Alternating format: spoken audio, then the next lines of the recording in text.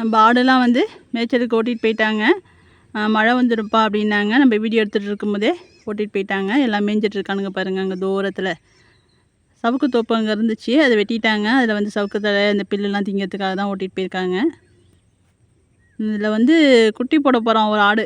அது யாருன்னு தெரிஞ்சால் கெஸ் பண்ணுங்க. எதை வச்சு சொல்கிறேன் அப்படின்னு பார்த்தீங்கன்னா, கொட்டாயை விட்டு போவே இல்லை. ஆளுக்கு மடியும் விட்டுடுச்சு. ரொம்ப நேரம் படுத்திருந்தார். அப்புறம் யோசனை பண்ணி போயிருக்காரு. இன்றைக்கி நைட்டுக்குள்ளே எப்படியும் குட்டி போட்டுருவோம். யாருன்னு நாளைக்கு வீடியோவில் பார்க்கலாம். உங்களுக்கு யார் குட்டி போடுவா அப்படின்னு தோணுது அப்படின்ட்டு கமெண்டில் சொல்லுங்கள். தூரத்தில் மெஞ்சிட்ருக்கானுங்க பாருங்கள். இங்கே வந்து கேட் வழியாக எடுக்கிறதும் கேட்டில் உள்ள அந்த கம்பிலாம் மறைக்குது. தங்கத்தை பாருங்கள், மேய போனது குட்டி போட போகிறோன்னு கொட்டாய்க்கு வருது பாருங்கள். அது தனியாக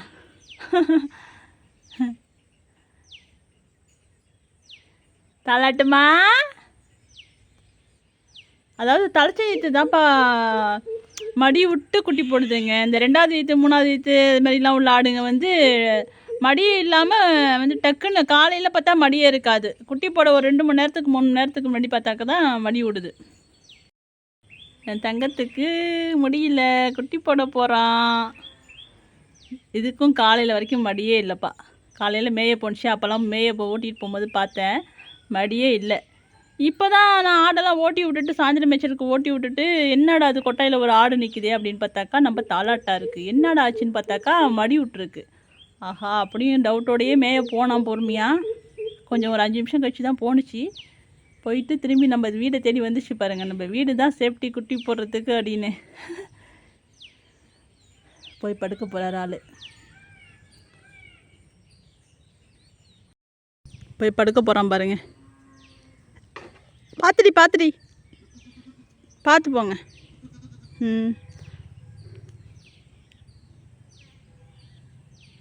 நம்ம போய் ஒரு சாக்கு எடுத்துக்கிட்டு துணி எடுத்துக்கிட்டு ரெடி ஆகலாம். அதில் வேலை கொட்டாயெல்லாம் கூட்டியாச்சுப்பா. ஆனால் எல்லா ஆளுமே குட்டி போடணுன்னா அந்த கொட்டாய்க்கு தான் போகிறானுங்க. இங்கே வந்து போடலாம், அதெல்லாம் போட மாட்டானுங்க. அந்த கொட்டாய்க்கு தான் போவானுங்க. அதில் ஒன்றும் இல்லை, அனலாக இருக்கும், வேறு ஒன்றும் இல்லை. இதுனா கொஞ்சம் கூலிங்காக இருக்கும். இப்போ தான் மயில் குட்டி போடும்போது சொல்லிக்கிட்டு இருந்தேன். மயிலுக்கு பால் ஊட்டும் போது சொல்லிக்கிட்டு இருந்தேன், வேறு ஏதாச்சும் குட்டி போட்டிருந்தா கூட ஊட்ட விடலாமே, இந்த நேரம் பார்த்து யாரும் குட்டி போடலையே அப்படின்னு. என் தாலாட்டு தங்கம் குட்டி போட போகுதே. என் தங்கம்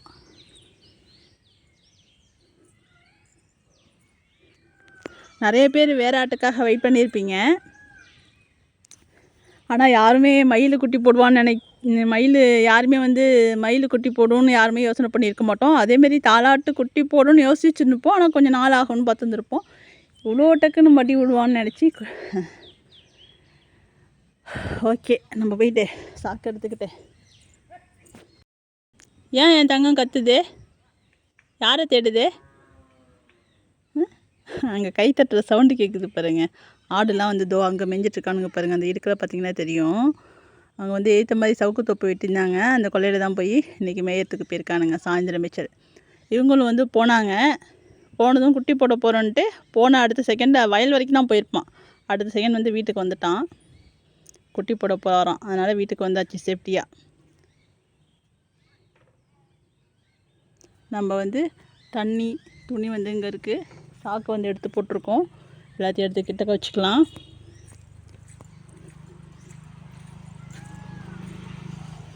இந்த கொட்டாய்க்கு வந்தால் கொஞ்சம் ஜில்லுன்னு இருக்குது, ஆனால் வராது. எல்லா ஆடும் வந்து அந்த கொட்டாயில் தான் குட்டி போடும். எதிர்வெயில் வேறு. பார்ப்போம். தண்ணி எடுத்து வச்சுக்கலாம்.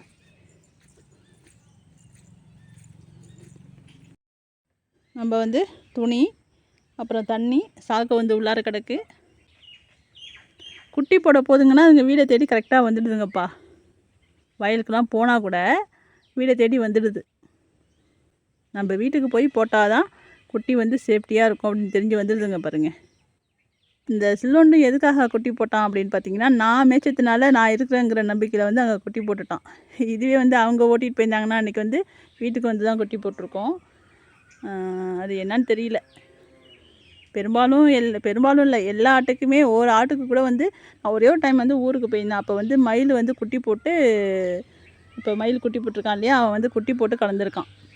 அது இவங்க கவனிக்கல போல இருக்க. வயலுக்கெல்லாம் போயிட்டு கடைக்கெல்லாம் போயிட்டு வந்து வெயிலில் கலந்துருக்கு குட்டியெல்லாம் நாக்கு தள்ளி போய். அந்த ஒரு குட்டி மட்டும்தான் நான் இல்லாதப்போ போட்டுடுச்சு அவங்க இருக்கும்போது. மீதி எல்லாத்துக்கும் வந்து குட்டி வந்து பிரசவம் பார்த்தது எல்லாம் நான் தான். அதனாலே என்னன்னு தெரியல, எல்லாமே வந்து எல்லா ஆடும் வந்து நான் இருக்கணும்னு நினைக்குங்க. ஓகே, நம்ம போயிட்டு கொஞ்சோண்டு தண்ணியை குடிச்சிட்டு வந்துடுவோம். இவன் படுக்கட்டும் ஃபஸ்ட்டு.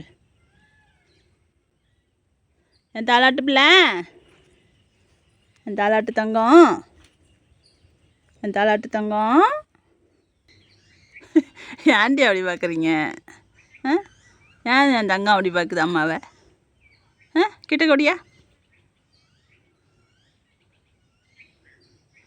இன்னும் உனக்கு எதுக்கு பேர் வச்சோன்னு சொல்லவே முடியலடா. நானும் வீடியோ எடுக்க வரும்போது தாண்டி ஞாபகம் வருது.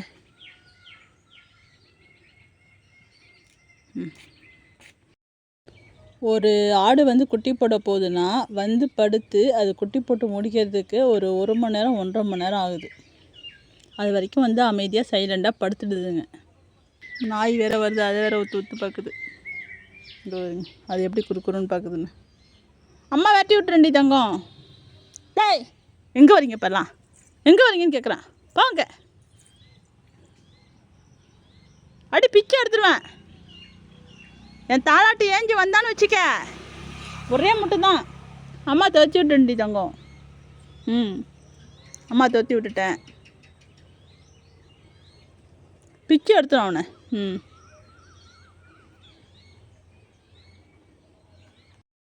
அங்கே போய் படுக்கிறத பாருங்க.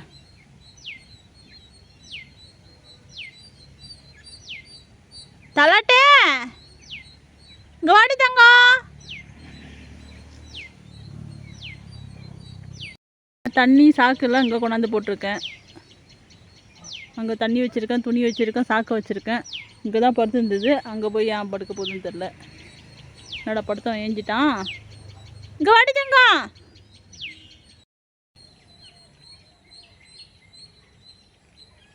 அங்கே போயிட்டு மறுபடியும் வந்து இங்கே படுக்க போட்டாச்சு. 4:30 மணிக்கு வந்து குட்டி போடுறதுக்கு வந்தான். மணி வந்து 5:45. சூரியனும் மறைய போகுது. ஆடுங்களும் மேய்ச்சலை முடிஞ்சு வீட்டுக்கும் வரப்போகுது. இன்னும் குட்டி போடலை. எவ்வளோ நேரம் எடுத்துக்குது பாருங்கள். கிட்டத்தட்ட ஒரு 3 மணி நேரம் 4 மணி நேரத்துக்கு முன்னாடியே அதுங்களுக்கு குட்டி போட போகிறோங்கிற சிம்டம்ஸ் தெரிஞ்சதுமே மேய்ச்சலுக்கு போகிறத நிறுத்திடுதுங்க. அதுலேருந்து சைலண்டாக இங்கே படுத்து அங்கே படுத்து ஏந்திரிச்சு அங்கே போய் இங்கே போய் ஒரு 4 மணி நேரம் ஆகிடுது. அதுங்களுக்கு ஏதுவாக அது வந்து அமைச்சிக்குதுங்க. இந்த தவிட்டுக்குருவிங்க 2 இருக்குது இல்லையா? இந்த தவிட்டுக்குருவி என்ன பண்ணுதுன்னா வேறு ஒரு பறவைங்களுக்கு போய் இதுங்க வந்து இந்த தீனியெல்லாம் பொறுக்கிட்டு போய் அதுங்க வந்து ஊட்டி விடுதுங்க அந்த குருவிக்கு. அது வந்து எடால் அப்படின்னு சொல்லுவோம். அதுதான் இப்படி வீச்சு வச்சுன்னு கத்திக்கிட்டு இருக்கு. எடாலுங்கிறது எங்கே இருக்குதுன்னு பாருங்கள். அது சின்ன போது குஞ்சியாக இருக்கும். இதோ பறக்குது பாருங்க. அதுதான் எடால். அதுக்கு வந்து அது அம்மா அது என்ன காரணம்னு தெரியல. அதுக்கு வந்து பார்த்திங்கன்னா இதுங்க தான் வந்து தவிட்டுக்குருவிங்கிறது தான் வந்து தீனிலாம் பொறுக்கி கொண்டு ஊட்டி விடுதுங்க. அது எப்பயுமே பார்த்துட்டேன். எப்பயுமே எடால் குஞ்சுங்களுக்கு வந்து இந்த தவிட்டுக்குருவிங்க தான் சாப்பாடு ஊட்டி விடுதுங்க. குட்டி வந்து வெளியில் வருது.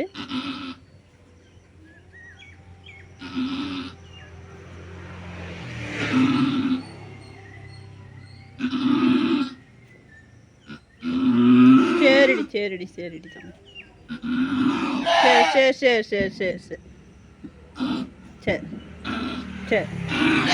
சரிம்மா சரி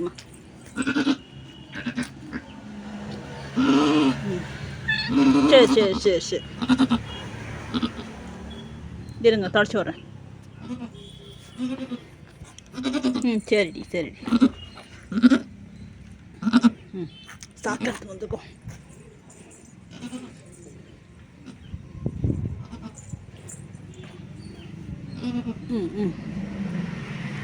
சாக்கில் படுங்க.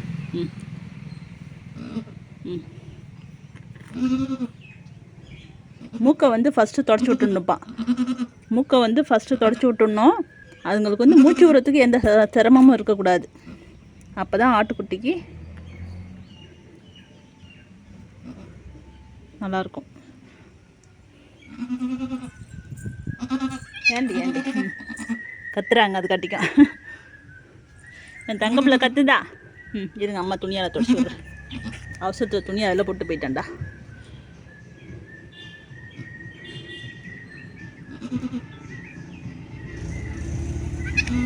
சரி, மூக்கை வந்து தொடச்சி விட்ருங்க. மூக்கு காது எல்லா இடமும் துடைக்கணும். ஃபஸ்ட்டு வந்து மூக்கை தொடச்சி விட்றணும் அதுங்களுக்கு.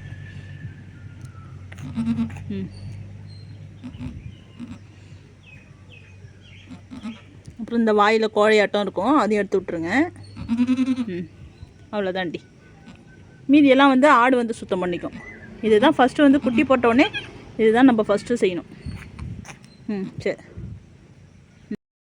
உடனே எழுந்திரிச்சி நக்க ஆரம்பிச்சிட்டாரு பாருங்க. ஒரு குட்டியை போட்டுட்டு எழுந்திரிச்சி நக்கி கொடுத்துட்டு அப்புறம் படுக்கிறாரு. சாக்கடையே எரிப்படுத்துட்டான், இருந்தாலும் பரவாயில்ல. நீ ரெடி தாங்க, கொஞ்ச நேரம் இருங்க, வரேன், அம்மா வரேன். ரெண்டாவது குட்டி போட போகிறாரு.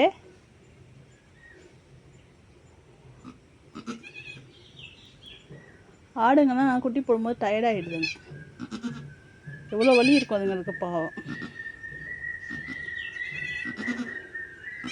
ஏண்டி ஏண்டி தங்க புள்ள கற்று தான் எந்திரிச்சு வேற பார்க்கணுமா? சரிம்மா சரிம்மா.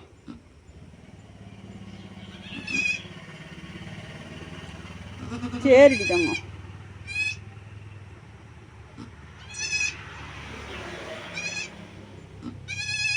நான் எங்கே இருட்டி போட்டுருவானோன்னு நினச்சேன்.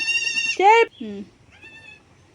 என்னடா அது மேலேயே போய் படுக்கிற இருட்டி தாங்க. நான் குட்டி குட்டி குட்டி குட்டி குட்டி குட்டி குட்டி.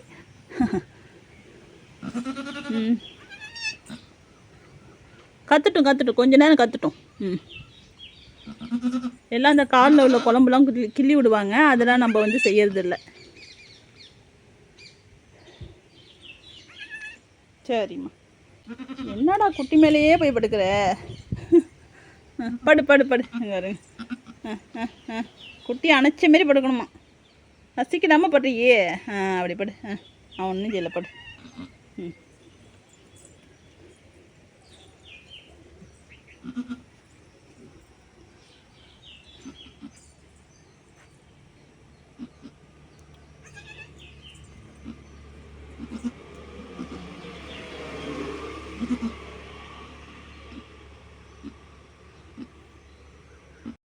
நக்கி கொடுக்கலாரு பாருங்க.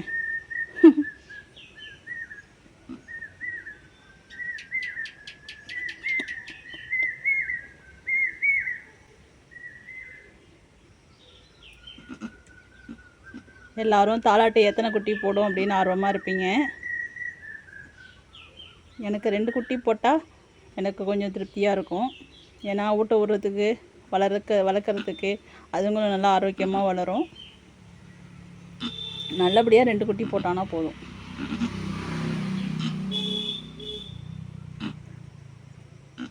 சரிடி தங்கம். அதுக்காட்டியும் அது ஊட்டுறதுக்கு ட்ரை பண்ணுது. அது பிள்ளை வேற எட்டக்க போகிறது அதுக்கு. அப்படி பிள்ளைய வளர்க்கும் அது.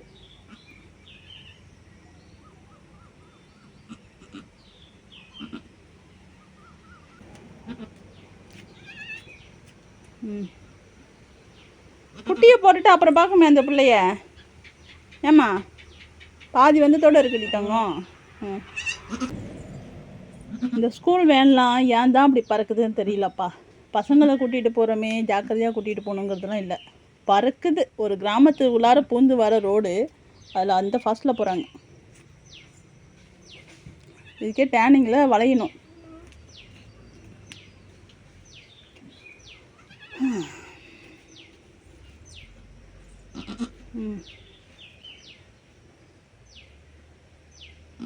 சரிம்மா.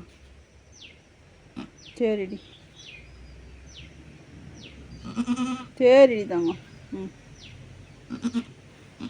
சரி சரி சரி. என்ன செய்யணும் என்ன செய்யணும்?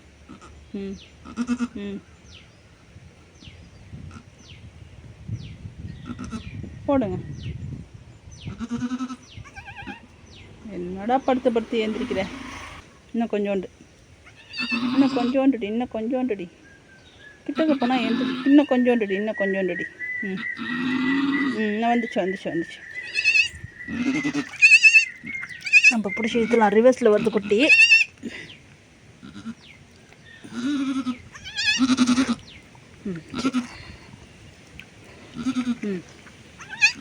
கத்துங்க. சரிடி. இருமா. அதுக்கு மூச்சு திணறதுனால தான் அது வந்து இப்படி துடிச்சிக்குது. சரி.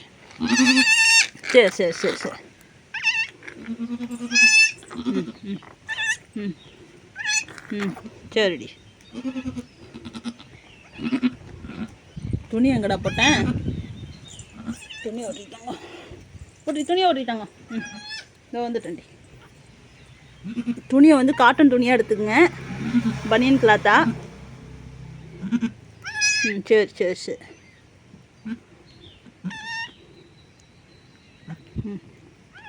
சரி.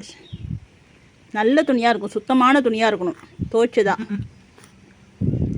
இது வந்து நான் துவைச்சி ஆட்டுக்குன்னே நிறையா துணி வந்து ஒரு பேக்கில் போட்டு வச்சுருக்கிறேன். ஒரு ஆட்டுக்கு துடைச்ச துணியவே மறுபடியும் அப்படியே துடைக்கக்கூடாது. அதாவது ஒரு ஆடுனா வேறு ஆடு குட்டி போட்டதை வந்து துடைச்சிட்டு இதுக்கு வந்து துடைக்கக்கூடாது. இதை துவைச்சிட்டு தான் நல்லா வெயிலில் காய வச்சதுக்கப்புறம் தான் வந்து யூஸ் பண்ணணும். அது வந்து பால் ஊட்டத்துக்கு போயிட்டுருக்கு. சரி, நீனும் போகலாம். அது போயிட்டுருக்கு பாருங்க பால் ஊட்டுறதுக்கு.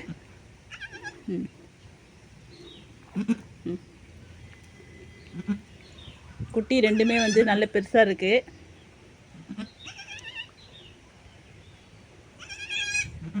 ரெண்டு குட்டி போட்டுட்டான்.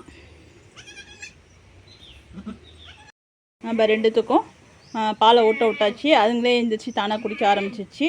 நிற்க ஆரம்பிச்சிச்சு பாருங்கள். மணி வந்து 6:30. ஆடுங்களும் நெஞ்சிட்டு வந்துச்சுங்க. இருட்டியும் போச்சு. எல்லோரும் மேய்ச்சலுக்கு போயிட்டு வந்துட்டாங்க. இவங்க வந்து இவங்க பிள்ளையத்தி கூட சொல்கிறாங்க. மயில் வந்து அங்கே கத்திட்டு இருக்காங்க. 2 பேரும் சண்டை போட்டுருக்காங்க. இன்னும் உறுப்பு குடி போடலை. அதுக்கு இன்னும் ஒரு 1/2 மணி நேரம் ஆகும். அது கட்டி வீட்டுக்கு போயிட்டு டீயை குடிச்சிட்டு வந்துடலாம். நம்ம தாலாட்டெலாம் வந்து உறுப்பு குடி போட்டுச்சுன்னா அது தொட்டு கூட பார்க்காது. மீதி ஆடுங்க தான் வந்து உறுப்பு குடி திங்கிறதுல. அலைமேலாம் சுத்தம் மோசம். உறுப்பு குடின்னு வைக்கவே வைக்காது. நம்ம மயிலும் அப்படி தான். அதுக்கெல்லாம் கிட்டக்கையே நிற்கணும். போட்ட உடனே அடுத்த செகண்ட் வந்து சாப்பிட்ரும். இப்போ டீயை குடிச்சிட்டு வந்து தான் அவங்க 2 பேரையும் ஊட்ட விடணும்.